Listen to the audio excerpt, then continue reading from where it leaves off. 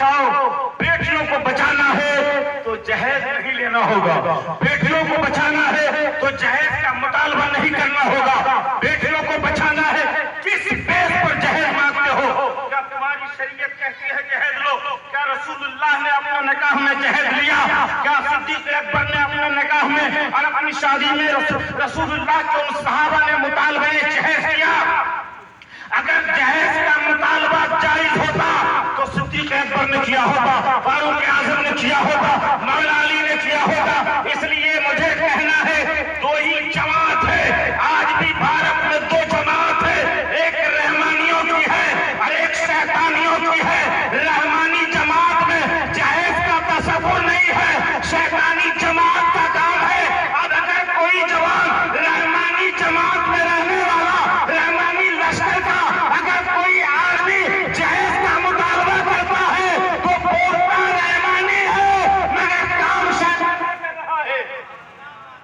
اس لیے اگر اس شیطانی کام سے بچنا ہے اور رحمانی جماعت میں رہنا ہے تو آج اٹھو اور یہاں سے یہ عہد کر کے جاؤ کہ جب ہمارے یہاں دیکھ رہے ہو ہندوستان کے چیدہ اکابر علماء صرف اس لیے آئے ہیں میری نسل کے جوانوں اپنی بیٹیوں کو بچاؤ، اپنی نسلوں کو بچاؤ، اپنی شریعت کو بچاؤ، اپنے دین کو بچاؤ، ارے اپنے آپ کو جہنم سے بچاؤ. ارے کیوں رضا آج گلی سونی ہے، اٹھ میرے دھوم مچانے والے. اس لیے اگر تحریک بیداری کا حصہ بنے ہیں اور یہاں تشریف لائے ہیں تو آپ کو انسداد مطالبہ جہیز کے کاغذ پر دستخط کرنا ہوگا. آج ان علماء ربانین کے سامنے آپ کو عہد کرنا ہوگا ہم رحمانی ہیں اور رحمانی رہیں گے، شیطانی فعل سے دور ہیں اور شیطانی فعل سے ہم دور رہیں گے. اس کے جو نقصانات ہیں ہمارے سماج میں، علامہ فرما رہے ہیں کہ جو بولتے ہیں بولنے والوں کو بھی چاہیے سماج کے آپ بھی ہیں اور اسی سماج میں پلنے والا مولوی اور حافظ بھی ہے، اسی سماج میں پلنے والا نیتا اور دانشور بھی ہے، لیکن جب لینے کی باری آتی ہے تو منہ پھاڑتا ہے. یہ الگ بات ہے، وہ ذلت کے گڈھے میں چلا جاتا ہے. میں نے دیکھا ہے کہ شادی سے پہلے باپ کہتا ہے میرا بیٹا مانگتا نہیں ہے، گاڑی مانگ رہا ہے، میرا بیٹا مانگتا نہیں ہے، وہ کار مانگ رہا ہے. اور جب شادی ہو جاتی ہے اور جب لڑکے سے دولہے سے لوگ کہتے ہیں تو کیسا ذلیل ہے، تو جس عورت سے نکاح کرنے جا رہا ہے، جس سے پیار اور محبت کی بات کرے گا، اس عورت کو تو نے پیسے لے کر اپنایا ہے، گویا یہ تیری خریدی ہوئی محبت ہے، تیرے قلب کی نہیں ہے. وہ فوراً بولتا ہے حسن رضا شادی سے پہلے خدا کی قسم میرا کوئی مطالبہ نہیں تھا، وہ تو میرا باپ بدھو مطالبہ کر رہا تھا، وہ تو میرا باپ جمراتی مطالبہ کر رہا تھا، لیکن میں نے کبھی مطالبہ نہیں کیا. پتہ یہ چلا یہ جہیز کا مطالبہ دو نسلوں کو ذلیل کرتا ہے، اس لیے ذلیل کاموں سے روکو. شادی سے پہلے اپنی زبان سے باپ بیٹے کو ذلیل کرتا ہے اور شادی کے بعد باپ کو بیٹا ذلیل.